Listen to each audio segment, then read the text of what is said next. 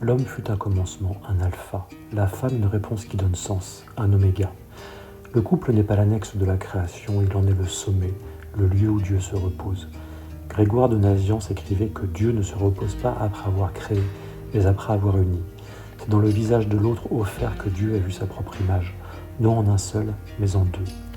Et lorsque Dieu vit ce qu'il avait créé, ce ne fut pas seulement bon, ce fut très bon. Et ce fut alors que le silence tomba, comme un manteau posé sur l'univers. C'était le 6e jour, mais le tout premier pour eux, le jour de leur réveil. Ils n'étaient plus poussière ni glaise, ils étaient peau vivante, chair éveillée, modelée non par l'argile, mais par le regard de l'autre. Il la vit, et ce fut comme au premier matin du monde. Voici cette fois l'os de mes os, la chair de ma chair.